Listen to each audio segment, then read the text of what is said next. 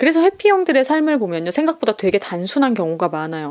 여러분, 이게 진짜 그 전공만 하는 그 전공에 미친 자들의 루틴입니다. 그래서 사회라는 그 새로운 게임판에서 서로의 모습에 적응을 못한 것 같아요. 정말 하루 종일 온종일 모든 정신과 신체가 무용에 꽂혀 있는 사람이란 말이에요. 그러면 민경 씨를 딱 만났을 때 기간으로 보면은 당연히 결혼 얘기를 할 법도 하지만 포커스가 다르면 결혼 얘기 안 나옵니다. 나이에 포커스 가 있잖아요. 사회적인 지금 뭐 현 상태, 경제성 이런 거에 포커스 가 있잖아요. 절대 결혼 얘기 안 나옵니다, 여러분. 그래서 뭐 그만큼 사랑하지 않아서 그런 것이라고 다들 얘기하는데 진짜 목숨 걸고 해야 되는 연애고 목숨 걸고 해야 되는 사랑이라니까요. 유식 씨 같은 입장에 있는 사람들은. 회피형이 힘든 이유가 기다려도 답이 안 나와요, 여러분. 그러니까 회피형의 이제 반대편에 선 사람의 얘기를 하자면 말로 표현이 안 돼요. 그냥 이런 애들은 버려요. 버리세요. 회피형들도 빈말을 못해요. 특이하죠. 왜냐면 본인이 한 말의 책임을 지기가 싫으니까. 일단 제가 예체능 전공자이기 때문에 그들을 보는 시선이 일반인들과 다를 겁니다. 그래서 저의 시각으로 그들을 또 바라볼 것이고, 그리고 한편으로는 유식은 비비지도 못할 정도로의 아주 소시오패스 같은 회피형 남자친구를 만났던 경험이 있는 사람으로서 또 회피형에 대해서도 누구보다 잘 이야기할 수 있을 것 같습니다. 사실 환영 커플에서 창진 씨가 또 대표적인 회피형 남자였는데 창진 씨 정도도 어떻게 보면 양반이다 할 정도로 회피형 기질 그 이상 소시오패스 같은 사람을 만난 적이 있거든요. 근데 웃긴 거는 그 사람이랑 헤어진 지가 한 2년 정도 된 것 같은데 아직까지 연락이 옵니다. 그러니까 정말 독특한 유형의 회피형이에요. 떠오르고 얘기할 수 있는 선에서 즉석으로 한번 얘기를 해보도록 할게요. 일단은 제가 유식 씨와 민경 씨를 봤을 때 되게 선명하게 보이는 부분이 뭐였냐면, 유식 씨는 여전히 그것밖에 안 하는 사람. 똑같이 예체능을 했고 둘 다 무용이라는 공통 전공이 있잖아요. 근데 여러분, 예체능이라는 것도 학교에서도 다 보면 좀 다르거든요.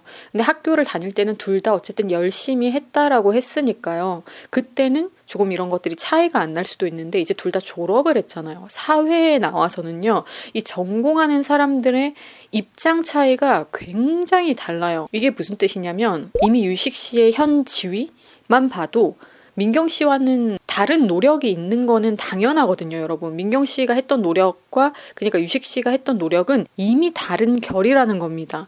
우리가 모든 노력은 가치가 있지만 전공자라는 타이틀에서 그 전공에 미친 그 정도가 전공자들 사이에서도 되게 차이가 많이 나거든요. 유식 씨가 한예종을 졸업을 하고 되게 유명한 무용가가 진두지휘하는 또 그 무용단에 있잖아요. 이거부터가 여러분 보통 독하게 해서는 안 되는 거거든요. 그리고 어쨌든 그 순간에 최고의 퍼포먼스를 보였다라는 것만으로도 굉장한 몰입도를 갖고 있는 사람이에요. 그러니까 잘하다가 입시 때 망하는 사람들이 있거든요. 그러니까 자기 관리부터 멘탈 관리 뭐 이런 것들이 최적화되어 있는 거예요. 무용을 하기에. 그래서 입시도 잘 치렀고 굉장히 수준 높은 무용단에도 들어가 있는 상태인데, 제가 어디서 이 확신과 좀 충격을 느꼈냐면, 민경 씨랑 여행을 다니면서도 같이 좀 즐기면 되는데 본인은 매일매일 관리를 해야 된다라는 생각에 즐기지 못한 것에 대한 미안함과 뭔가 서로가 다르다라는 것을 유식 씨도 그때 느꼈을 거예요. 그러니까 유식 씨는 그것만 하는 사람인 거예요. 그러니까 전공자들 중에서도 그냥 시험 전에 뭐 조금 연습해서 뭐 적당한 등수 받고 아니면 뭐 졸업해서 다른 일 하고 이런 경우가 정말 많거든요. 근데 유식 씨는 어쨌든 졸업을 하고서도 프로 무용수의 길을 걷고 있는 상태잖아요. 그러니까 유식 씨가 갖고 있는 그 정도 수준이 어떤 수준인지 보통 사람들은 이해를 못해요. 그러니까 똑같이 시험이 있어도 똑같이 뭐 무대가 있어요. 그러면 그냥 뭐 일상처럼 보내면서 연습 시간 채워서 연습하고 시험을 치르고 무대에 올라가는 사람이 있는가 하면 정말 많은 것들을 통제하고 민감하게 다루면서 매 시간을 보내다가 시험을 치르고 무대에 올라가는 전공인들이 따로 있다라는 겁니다, 여러분. 우리가 유식 씨의 삶을 다 이렇게 면밀하게 들여다볼 수가 없잖아요. 제가 되게 쉽게 예를 들어드리자면, 저도 초민감형, 그리고 어쨌든 늘 1등을 해야 되는 마인드가 좀 있는 사람이었거든요. 그리고 무대에 올라서도 내가 제일 잘했다라는 평판을 듣는 게 저한테는 중요했어요. 무대 생활만 할 때 당시를 생각을 해보면. 그래서 다른 애들은 그냥 리허설 끝나고 같이 막 햄버거집 가가지고 콜라 먹고 햄버거 먹고 이러거든요. 근데 햄버거, 뭐 고기, 빵 이런 거 먹으면은 소화에도 별로 안 좋고 염증이나 이런 것도 생기면 성대에도 영향이 가니까. 그리고 탄산. 저는 진짜 그 무대 생활을 메인으로 하는 동안 탄산을 먹은 적이 한 번도 없어요. 인간이 어떻게 그럴 수 있나 싶을 정도로 몇 년인지 모르겠어요. 한 7, 8년 안 먹었나? 진짜 충격받을 거예요, 사람들이. 제가 그렇다고 막 콜라 싫어하고 이러지도 않거든요. 근데 딱 그것만 하면서 사는 시간을 생각해 봤을 때 평범한 삶이란 게 없었어요. 정말로. 그리고 연주가 잡히잖아요. 그러면 저는 한 달 동안 사람을 안 만나요. 여러분, 이게 진짜 그 전공만 하는 그 전공에 미친 자들의 루틴입니다. 그러니까 어떤 사람들은 그래도 너무 스트레스 받으니까 뭐 일주일 전까지는 사람을 만나야지. 그리고 일주일 전까지도 뭐 술 먹고 이런 사람들 많거든요. 근데 저는 그러니까 연주만 할 때 또 생각을 해보잖아요. 술을 한 모금도 마신 적이 없습니다. 정말로 단 한 모금조차 마신 적이 없어요. 왜냐면 매일매일 같은 컨디션으로 최상의 퍼포먼스를 내면서 연습을 해야 되기 때문에 무대가 중요한 게 아니라요. 그 날의 그 시험, 오디션 이런 게 중요한 게 아니라요. 그냥 매일 매순간 1분 1초가 중요한 거예요. 이런 게 전공자의 삶입니다, 여러분. 정말 미쳐서 그것만 하는 전공자의 삶과 이 뇌체계가 그러해요, 여러분.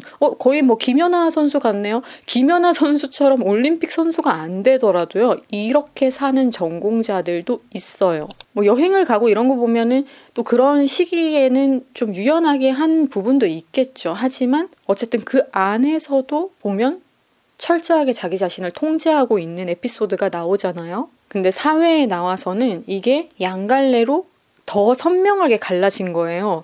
민경 씨는 모델도 하고 사진 찍히는 일을 하기 시작하면서 그렇게 경제활동을 하기 시작했고 대학원에 들어갔지만 여러분 거기서 무용을 하는 게 아닙니다. 예술 경영이라는 거 그런 비슷한 과였던 것 같은데 어쨌든 이거는 굉장히 넓은 분야예요. 다양한 것들을 배우는 또 분야이기 때문에 무용만 하던 그때와는 완전히 달라진 거예요. 그리고 이런 것이 가능했다라는 거는 이미 촘촘하게 생각이 그렇게 바뀌어간 시간들도 이전에 있었다라는 걸 의미하거든요. 근데 그에 반해서 유식 씨는 진짜 이것만 보고 달리는 거예요. 모든 시야를 차단하고 그것만 보면서 달리는 사람인 거예요. 그 가운데 민경 씨가 있었다라는 것만으로도 사실은 의미가 굉장히 큽니다. 그것만으로도 사실은 이런 사람에게 민경 씨와 그렇게 오랜 시간 동안 연애를 지속할 수 있었다라는 것 자체가 뭐 전공생부터 습관은 들었을 거예요. 일찍부터 그러니까 전공을 전공답게 예고해서 시작할 때부터 이미 둘은 함께였기 때문에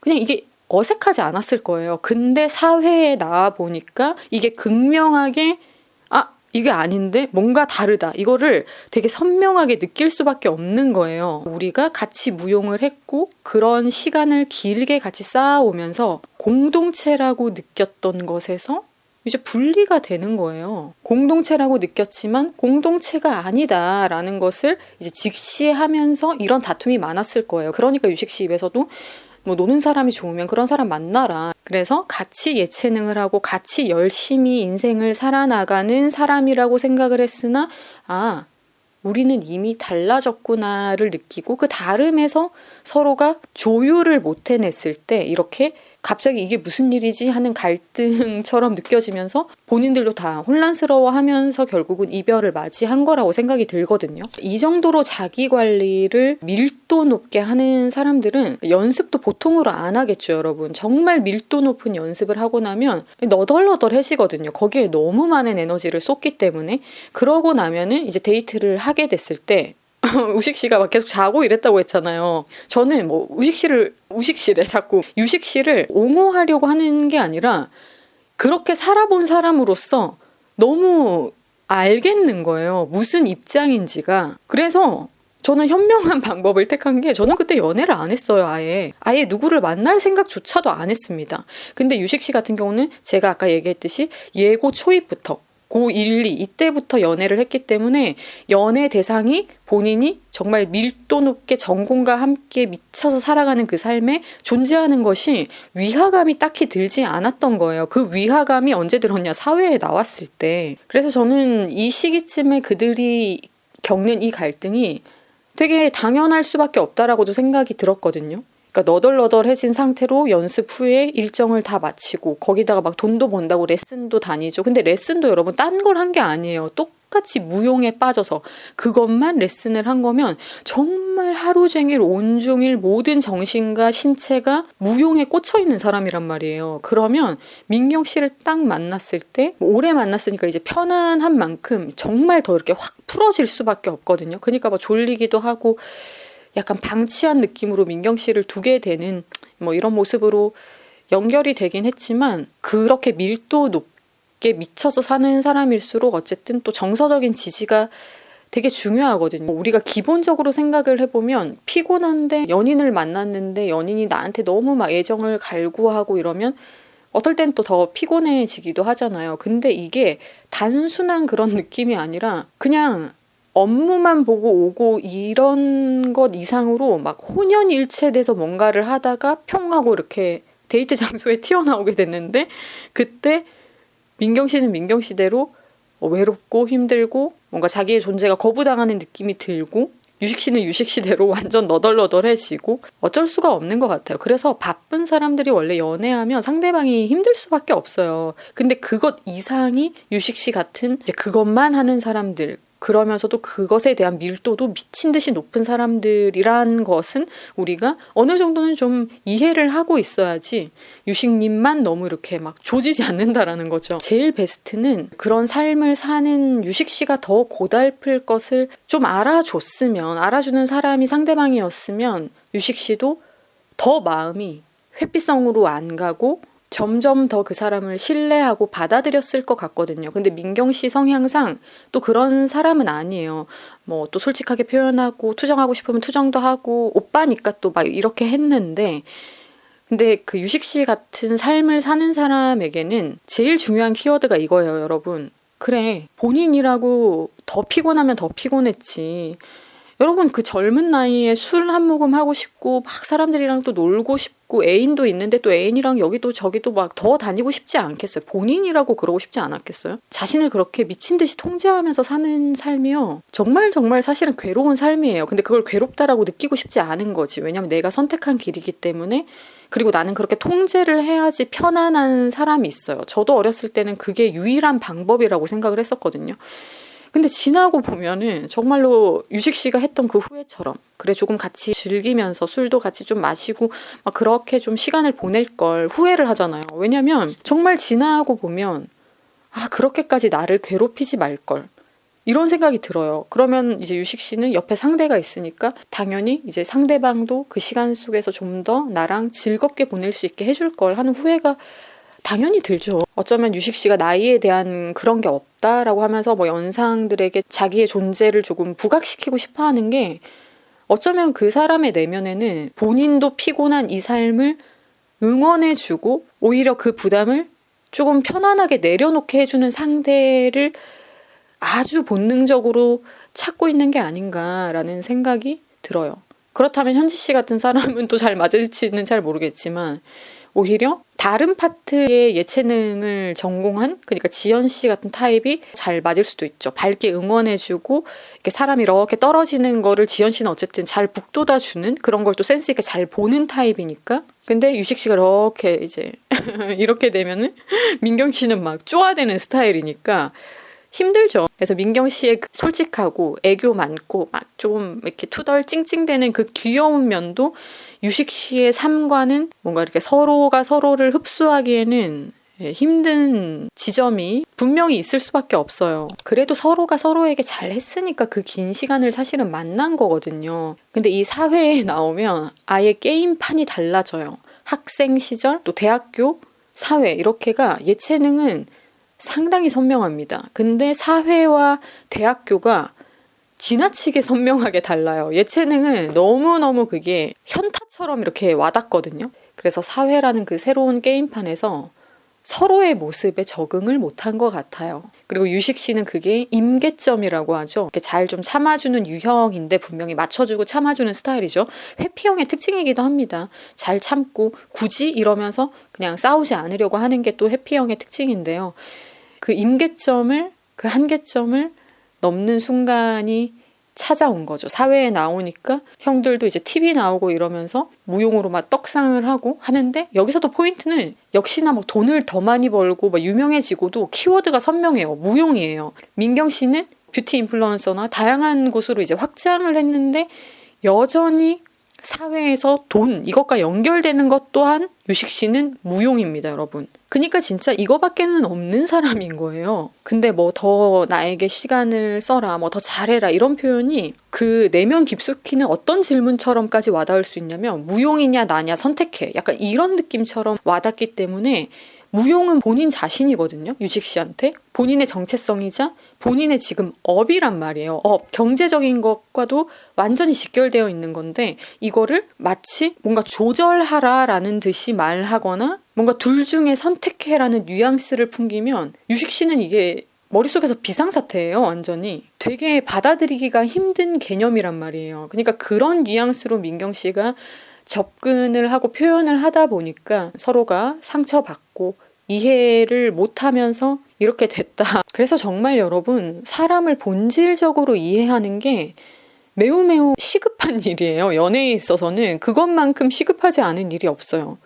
이해를 하는 것과 정말 본질적으로 그 사람을 이해하는 것은 다르거든요. 그래서 이런 부분이 서로가 서로를 몰랐던 부분이 아닐까라는 생각이 듭니다. 그리고 어느 정도 민경 씨도 유식 씨를 오래 만나면서 파악이 됐잖아요. 본인은 어쨌든 더 쪼을 수 있는 사람인데 알았어 하면서 그만 좀 해 하면은 또 본인도 약간 이렇게 뒤로 물러날 줄도 알아요. 그래서 아마 둘이 그 기간을 잘 만나온 것 같은데, 근데 본 기질이라는 것은요, 여러분, 억제한다고 해서 그게 없어지는 게 아니거든요. 결론적으로는 기질적으로 서로는 잘 안 맞는 타입 일 수 있다, 분명히. 왜냐면 민경 씨도 그게 안 참아져요. 그 시기를 또 잘 넘길 수도 있고, 혹은 제가 아까 얘기했던 것처럼 그래, 본인이 더 힘들지, 본인이 더 힘들 거야 라는 거를 진짜 근본적인 이해를 했다면 조금 다른 방식으로 유식 씨가 그 시기를 스스로도 잘 보내고 우리가 또 잘 보내게끔 했을 것 같은데, 민경 씨도 아직 어리잖아요. 그러니까 그것을 우리가 민경 씨에게 또 바래서도 안 되고 바랄 수도 없는 겁니다. 옆에서 알려주는 사람이 있는 것도 아니고 그 둘의 시간 속에 누군가 들어가서 이렇게 해줄 수 없잖아요. 너는 이때 이렇게 얘기를 해야 되고 넌 이렇게 이런 입장에서 이렇게 해야 되고가 안 되니까 그들만의 해결되지 못한 그런 문제로 남은 거죠. 그래서 정말 분명한 건 계속 이렇게 쪼아대면서 말을 하고 솔직하게 한다고 하지만 어느 정도 표현이 강해진다 싶을 때는 100% 회피형들은 그걸 감당을 못해요. 다 도망을 갑니다. 숨어버려요. 그러고 본인이 좋을 때 다시 튀어나오거든요. 이게 또 회피형의 좀 특이점이기도 한데요. 그럼 결혼 얘기 한번 가볼까요? 어떻게 한 번을 그거에 대해서 호응을 안 해주냐. 2번, 3번이 어렵니? 이렇게 언니들, 우리 누나들은 얘기를 할 것 같은데, 근데 유식 씨라는 사람 자체가요, 여러분, 하나를 그렇게 진짜 막 미쳐서 할 수 있는 사람이면요, 그런 성향인 걸 우리가 알아야 될 것 같아요. 그러니까 진짜 우직한 스타일은 맞거든요. 한 여자를 또 7년 이상을 만났다라는 건 여러분, 그리고 한 전공을 그렇게 쭉 하면서 갈 수 있다라는 거, 여러분 뭘 증명하나요? 굉장히 우직한 사람입니다. 진짜 그것만 보는 거. 뭐 민경 씨처럼 또 중간에 다른 걸 해볼까 하면서 전공을 튼 적도 없어요. 생각도 안 하는 사람이란 말이에요. 그러니까 진짜 딱 그것만 보면서 가는 사람이라는 것은 우직하다. 그리고 굉장히 그 본질의 진실성, 이런 것들이 발달이 잘 되어 있는 사람이라고도 볼 수 있거든요. 이런 사람들이 어쩔 수 없어요, 여러분. 어쩔 수가 없어요. 제가 정말 계속 얘기하지만 유식 씨를 옹호하려고 하는 게 아니라 저는 유식 씨의 기질을 너무 잘 이해를 한다니까요. 이런 사람들은 빈말을 하는 그 센서가 고장이 났어요, 여러분. 혹은 발달 자체가 아예 안 된 사람들이 더 많고요. 결혼을 할 수도 있고 뭐 이렇게 우리 한번 해보자, 이런저런 얘기를 좀 융통성 있게 할 수도 있지만 소같이 우직하게 하나의 논밭만 갈고 있는 사람은요, 안 돼요. 그게 정말로 하고 싶어도 안 됩니다.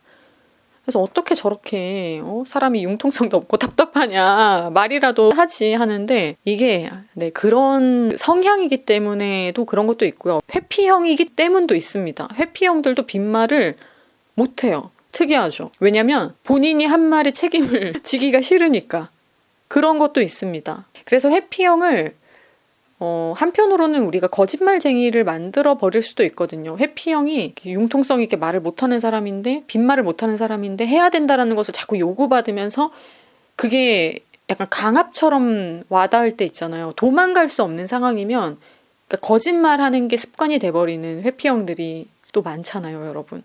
그래서 자꾸 그런 사람들을 쪼고 대답해 보라니까 이러잖아요. 그러면 잘못하다가는 그 약간 숭고한 성질이 아주 우직하고 진실된 진실성이 강한 이 성향이 완전히 갑자기 뒤집혀 버려가지고 거짓말쟁이로 아이덴티티가 바뀌어버려요. 거짓말을 하는 회피성 성향으로 바뀌어버린단 말이에요. 그러니까 아직까지 거짓말을 하지 않을 때 그냥 걔를 지켜주는 게 낫지 않을까. 그 좋은 그 성질을 답답하지만 차라리 거짓말하는 것보다는 이게 낫지 않을까. 여러분도 진짜 짜증나지 않아요? 거짓말하는 회피형이 진짜 최악이거든요. 그게 더 최악이에요. 그래서 답답하지만 진실성을 아직까지 갖고 있는 회피형이라면 그래도 좀 예쁘게 봐주자. 뭐 이런 얘기도 될 것 같고요. 그리고 뭐 시기상조이기도 하고 어쨌든 현실 속에서 고군분투하고 있는 사람이 또 유식 씨였고 기간으로 보면은 당연히 결혼 얘기를 할 법도 하지만 포커스가 다르면 결혼 얘기 안 나옵니다. 나이에 포커스 가 있잖아요. 사회적인 지금 뭐 현 상태, 경제성 이런 거에 포커스 가 있잖아요. 절대 결혼 얘기 안 나옵니다, 여러분. 이거는 어쩌고 저쩌고 이런 얘기 하기보다는 그냥 서로의 포커스가 달라서 이것 또한 어쩔 수 없었다라고 뭐 생각을 합니다. 그러니까 민경 씨의 포커스로 보면은 뭐 자존감이 와르르르 막 무너져 내리죠. 여자로서 누가 먼저 그런 말을 꺼냈는데 상대가 그런 식으로 반응하면 누가 그거를 감당을 해요. 그게 어떻게 감당이 됩니까? 진실되지만 회피형인 사람을 만나서 원하는 대답을 듣지 못한 것에 대해서는 저도 유감이라고 생각을 하지만 유식 씨는 경제력, 나이 이런 것과는 뭐가 이렇게 매칭이 안 되는 거죠. 결혼이라는 그 단어와. 그래서 그가 그렇게 했을 것이다 라고 저는 그냥 이해를 시켜드리고 싶다. 개념 자체가 이렇게 다른 인간이 다 우리 한 명 한 명들이다라는 걸로 저는 얘기를 하고 싶어요. 회피형이 힘든 이유가 기다려도 답이 안 나와요, 여러분. 그러니까 회피형의 이제 반대편에 선 사람의 얘기를 하자면 기다려도 답이 안 나와요, 답이. 답을 내놓을 수 없는 존재들이라고 생각하는 게 마음이 편할걸요? 그래서 차라리 문제집을 주고요. 이런데 A, B 중에 골라. 이렇게 얘기하는 게 나을 수도 있어요. 그냥 너네 A 할래, B 할래 골라. 근데 그 A, B에 대해서도 답을 A라고 했을 경우에도 그들은 언제든지 C라고 언젠간 우길 수도 있고 D라고 우길 수도 있어요. 나는 분명히 A랑 B밖에 준 적이 없지만 그리고 정말 그가 그 순간에 그래서 A를 선택을 했지만 나중에는 C 같은 소리하고 D 같은 소리하는 게 회피형이거든요. 그러니까 한마디로 뭐다? 회피형 이꼴 노답. 답이 없는 사람들. 답을 쥐니고 있지 못하는 사람들이에요. 왜냐면 회피성 성향이 강한 사람들은 본인들도 답이라고 이렇게 쥐고 사는 것이 많지가 않아요. 그래서 어떤 거에 딱 꽂히면 그것만 막 파면서 갈 수 있는 기질이 여기서 또 만들어진 거기도 하거든요. 그래서 회피형들의 삶을 보면요. 생각보다 되게 단순한 경우가 많아요. 정말 일, 뭐 집, 헬스장 뭐 이렇게만 왔다 갔다 하는 사람들이 오히려 되게 많다라는 겁니다. 본인들 삶에서 이렇게 정확하게 뚜렷하게 답이라고 말할 거리들이 되게 한정적이고 적은 사람들이 회피형이기 때문에 내가 가지고 있는 막 이 다채로운 것들을 그들에게 요구하잖아요. 그들은 답을 내놓을 수 없어요, 여러분. 평생 그렇게 안 살아온 사람들이기 때문에. 그래서 이런 회피형을 감당할 수 없겠죠, 보통은. 그래서 회피형은 그냥 회피형의 삶을 살도록 내버려 두거나 혹은 그런 회피형을 잘 이해하는 선에서 좋은 만남을 가져보시거나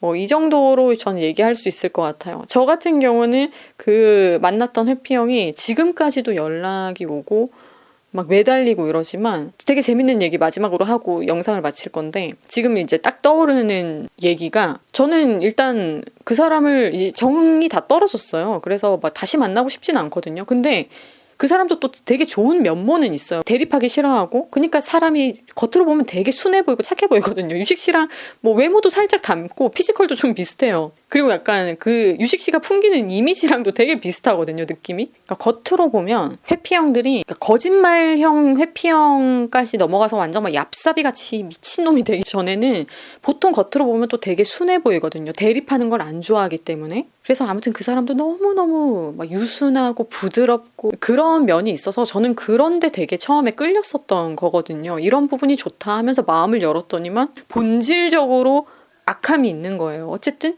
내버려 두는 거잖아요.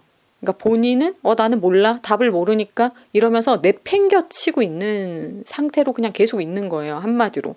그래서 악질이다. 깨달은 거죠. 악질 중에 악질이 회피형이구나를 저도 이제 경험을 하고서 다시 만나고 싶은 마음이 없어요. 근데 계속 이제 연락이 오고 저도 이제 지난 연애에서 연애를 끝내고 좀 힘든 마음이 있는데 그때 또 이렇게 연락이 오고 막 잘하겠다고 하고 이러니까 잘한다고? 약간 5%의 그 기대감이 생기는 거예요. 근데 5%밖에 안 생기긴 했지만 어쨌든 저도 그때는 멘탈이 좀 되게 힘들 때여가지고 5% 한번 만나봐 마라 약간 이런 생각이 들긴 했거든요. 근데 제가 지난번에 했던 그 아이의 실수를 이렇게 되짚으면서 얘기를 하면서 이거는 좀 해결을 하고 우리가 다시 만나야 되지 않겠니? 라고 말을 딱 꺼내잖아요. 사라져요, 여러분. 그 얘기를 하고 나서 한 3일 뒤에 연락이 와요.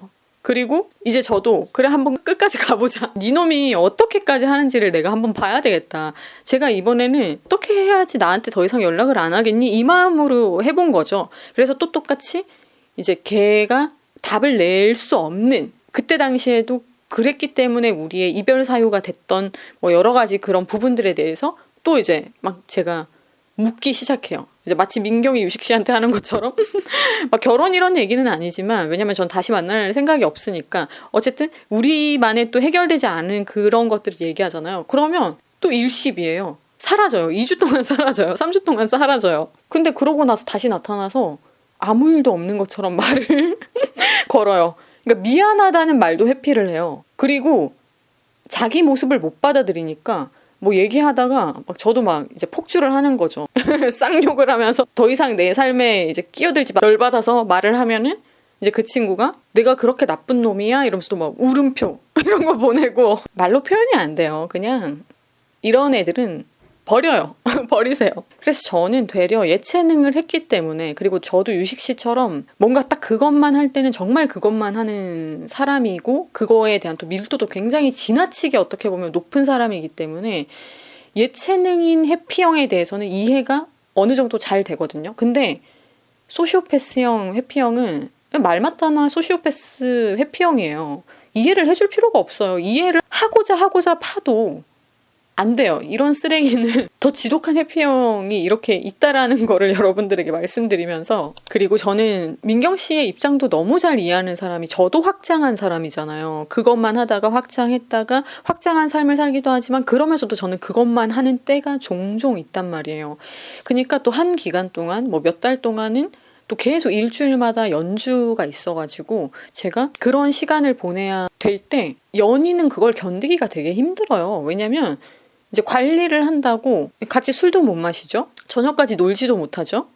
어디 멀리 여행도 못 가죠. 매일매일 연습해야 되죠. 그러니까 상대가 전적으로 그런 저에게 맞춰주지 않으면 저는 그 일 자체를 포기해야 되는 거예요. 그 업을 놔야 되는 거예요. 나의 정체성을 정지시켜야 되는 것까지 연결되어 있으니까 상대방이 어쨌든 이해를 못 해주면 내 수명이 날아가는 거예요. 직장에서 잘려도 막 모가지 날아갔다 이런 표현 하잖아요. 정말 여러분 업과 내 이런 그 예체능 전공이 맞물려 있는 사람들은 정체성도 날아가고 업도 날아가고 이중적인 가해감이 든단 말이에요. 저도 되게 그거를 이해를 못하는 사람이랑도 그 기간을 보내본 적이 있는데 상대방이 진짜 미치려고 해요. 그리고 상대방도 이렇게 노는 거 좋아하고 일주일에 한 번은 즐거운 시간을 보내려고 하고 이러면은 눈치 보이고 그리고 상대방도 이게 뭐 연애하는 게 맞나 이런 생각이 들 거 아니에요. 그러니까 이게 서로한테 되게 불편해져 버려요. 그러니까 불편하고 눈치 보고 이런 것도 되게 힘들거든요, 사실. 근데 그게 또 싸움으로 번지면 여러분 또 싸우면 얼마나 이렇게 정신적으로 힘들어요. 아무것도 못 하거든요. 그런데 막 또 집중해가지고 막 춤춰야 되고 저 같은 경우는 노래해야 되고 이런데 됩니까 그게? 그러니까 싸우는 것도 되게 힘들기 때문에 싸움이 자꾸 반복되잖아요. 결국은 이거를 지탱을 할 수가 없어요. 모가지 날아간다니까요. 그러니까 내 목숨을 버릴 거냐, 이 사람과의 연애를 포기할 거냐, 중단할 거냐, 이런 대립의 구조까지 간다니까요. 여러분이 봐도 어때요? 연애를 놓는 것밖에는 답이 없지 않겠어요? 이런 류와 이런 입장에 있는 사람은요. 그래서 뭐 그만큼 사랑하지 않아서 그런 것이라고 다들 얘기하는데 진짜 목숨 걸고 해야 되는 연애고 목숨 걸고 해야 되는 사랑이라니까요. 유식 씨 같은 입장에 있는 사람들은. 그래서 암묵적으로 본능은 이런 것들을 위험이라고 좀 감지를 하지 않았을까. 그래서 민경 씨와 계속 갈등이 커지면서 그 내면 속에 이런 위험 신호가 되게 본인의 정체성과 업에 대한 부담감을 더 혼란스럽게 만들어서 그 안에서는 또 내면적인 고통이 있었을 거라고 생각을 합니다.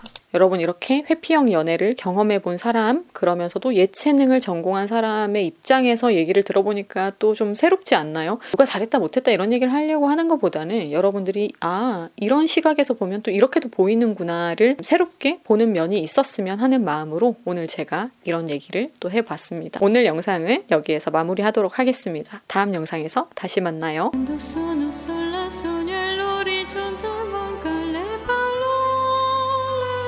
Sì, lo so che non c'è luce in una stanza